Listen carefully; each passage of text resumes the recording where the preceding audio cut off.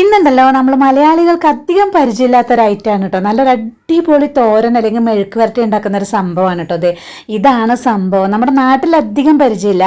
ഇതിനെ ഇവിടെ Kandola, കക്കോട, spiny code എന്നൊക്കെ പറയും കേട്ടോ. നമ്മുടെ കൈപ്പക്കയുടെ ഒരു വകയിലൊരു സിസ്റ്ററായിട്ട് വരും കേട്ടോ. സത്യം പറഞ്ഞാൽ ഇത് കൈപ്പക്കയാണോ എന്ന് വെച്ചാൽ കൈപ്പക്കയാണ്, എന്നാൽ കൈപ്പക്ക അല്ലേന്ന് വെച്ചാൽ അല്ല കേട്ടോ. കാരണം ഇതിന് അങ്ങനെ വലിയ മധുരമൊന്നും കയ്പൊന്നുമില്ല. ഒരു ഇളം കയ്പ്പ് മാത്രമേ തോന്നുള്ളൂ കേട്ടോ. അതും വേവിച്ച് കഴിഞ്ഞതിന് ശേഷം മാത്രമേ ആ ഒരു കയ്പ്പ് തോന്നുള്ളൂ. നമ്മളല്ലാതെ പച്ചക്ക് കടിച്ച് നോക്കുമ്പോൾ കയ്പ്പ് അറിയില്ല കേട്ടോ. കോവക്ക പോലെ ഇരിക്കും. വേവിച്ച് കഴിയുമ്പോൾ ഇത് ഈ ഒരു പരുവത്തിലാണ് കേട്ടോ. നല്ല ടേസ്റ്റാണ്. നന്നായിട്ട് മൊരിച്ചിട്ടൊക്കെ എടുത്തു കഴിഞ്ഞാൽ ആ ഒരു കയ്പ്പ് ഒട്ടും അറിയില്ല. അല്ലെങ്കിൽ ഈ ഒരു പാകത്തിലാണെങ്കിൽ ഒരു ഇളം ഒരു കയ്പ്പ് പോലെ അത്രയേ ഉള്ളൂ കേട്ടോ.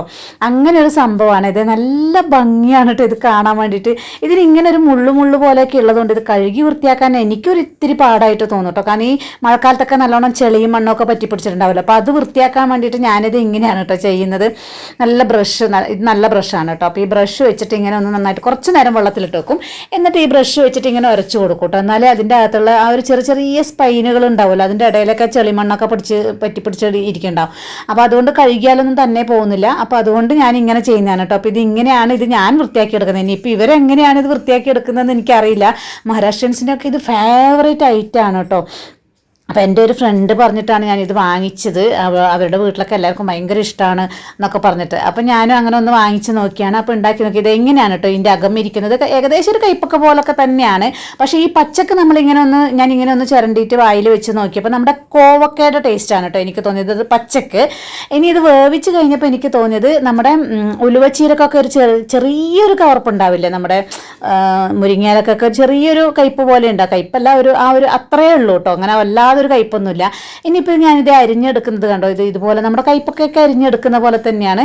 ഇങ്ങനെ നീളത്തിൽ അരിഞ്ഞെടുക്കുകയാണ് കേട്ടോ ചെയ്യുന്നത്. നേർമയായിട്ടാണ് ഞാൻ അരിഞ്ഞെടുക്കുന്നത്. പിന്നെ അരിയുന്നതൊക്കെ നിങ്ങൾക്ക് ഇഷ്ടമുള്ള പോലെ അരിയാം. കാരണം ഇത് കയ്പക്കയും കോവക്കയൊക്കെ നിങ്ങൾ എങ്ങനെ അരിയുന്നോ ആ ഒരു പാകത്തിൽ തന്നെ അരിയാം. കാരണം ഇത് രണ്ടിൻ്റെയും കൂടിയൊരു ഇനം, സങ്കര ഇനം എന്നൊക്കെ വേണമെങ്കിൽ പറയാം. ഇത് കണ്ട അകംഭാഗം നോക്കുമ്പോൾ, പഴുത്ത സാധനങ്ങളൊക്കെ നോക്കുമ്പോൾ ശരിക്കും കോവക്ക പോലെ തന്നെ ഇരിക്കും കേട്ടോ. അപ്പം ഈ ഒരു പാകത്തിന് ഞാനിത് അരിഞ്ഞെടുത്തിട്ടുണ്ട്.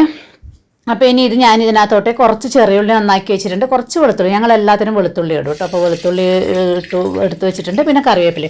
പിന്നെ എൻ്റെ ക്യാമറ കുറച്ച് പ്രശ്നമുള്ളത് കൊണ്ട് തന്നെ അത് മുഴുവൻ കിട്ടിയില്ല. എണ്ണ ഒഴിച്ച് കടുക് പൊട്ടിച്ചു. പിന്നെ നമ്മൾ ആ വെളുത്തുള്ളിയും ചുവന്ന ഉള്ളിയും കറിവേപ്പിലയും കൂടെ മൂപ്പിച്ചതിന് ശേഷം നമ്മുടെ ഈ ചുവന്ന മുളക് ചതച്ചതാണ് കേട്ടോ ഇടുന്നത്. എനിക്കതാണ് ഭയങ്കര ഒരു ടേസ്റ്റായിട്ട് തോന്നിയത്. ഇനി പച്ചമുളക് ഇഷ്ടമുള്ളവർക്ക് അങ്ങനെ ഇട്ട് കൊടുക്കാം. എനിക്ക് ഈ ചുവന്ന മുളക് ചതച്ചത് ഇട്ട് കൊടുത്തിട്ടുള്ള തോരനൊക്കെ ഭയങ്കര ഇഷ്ടമാണ് കേട്ടോ. അപ്പോൾ അതൊക്കെ ഒന്ന് മൂപ്പിച്ചെടുത്തതിന് ശേഷം നമ്മളിത് അരിഞ്ഞു വെച്ച നമ്മുടെ ഈ കോവക്ക, എല്ലാ കണ്ടോള അല്ലെങ്കിൽ കക്കോട, സ്പൈനി കോഡ് എന്നൊക്കെ പറയും കേട്ടോ. ഇനി മലയാളത്തിൽ, പിന്നെ നമ്മുടെ നാട്ടിൽ ഇത് ഇല്ലാത്തതുകൊണ്ട് ഇനി മലയാളത്തിൽ അങ്ങനെ ഒരു പേരുണ്ടോ എന്ന് എനിക്കറിയില്ല. അപ്പോൾ കക്കോട ഇതിനകത്തോട്ട് ഇട്ട് കൊടുത്തു, നന്നായി മിക്സ് ചെയ്ത് കൊടുത്തു. ഇനിയിപ്പം നമുക്ക് സമയം ഉണ്ടെന്നുണ്ടെങ്കിൽ ഏറ്റവും ചെറിയ തീയിൽ വെച്ചിട്ട് ഇങ്ങനെ ഇടക്കിടക്ക് ഇളക്കി കൊടുത്തിട്ട് വെള്ളം ചേർക്കാതെ വേവിച്ചെടുക്കാം. ഞാൻ എല്ലാ തോരനും ഇങ്ങനെയാണ് കേട്ടോ ഉണ്ടാക്കുന്നത്. ചേന ആയിക്കോട്ടെ, എന്തായാലും ഞാൻ അങ്ങനെയാണ് ഉണ്ടാക്കുന്നത്, വെള്ളം ഒഴിക്കാതെ. പക്ഷെ അതിനൊത്തിരി കുറച്ച് സമയം എടുക്കും കേട്ടോ. അപ്പോൾ ഇനിയിപ്പോൾ നിങ്ങൾക്ക് സമയം ഇല്ലാന്നുണ്ടെങ്കിൽ ഒരു ഇത്തിരി വെള്ളം ഒഴിച്ചിട്ട് നമ്മുടെ പാവക്കൊക്കെ വേവിക്കുന്ന പോലെ വേവിച്ചെടുക്കാം. എന്നിട്ട് ഇതേ നാളികേരം ഇട്ട് കൊടുക്കുക. ഇനി ഇതൊരു ചെറിയ തീയിൽ അവിടെ അടച്ച് വെച്ചിട്ടുണ്ടല്ലോ, നന്നായിട്ട് ആ തേങ്ങയും എല്ലാം ഒന്ന് മൊരിഞ്ഞ് കിട്ടണം. ഞാൻ നമ്മുടെ പാവക്ക അങ്ങനെ തന്നെയാണ് കേട്ടോ ഉണ്ടാക്കുക. അപ്പോൾ ഒട്ടും കയ്പറിയില്ല.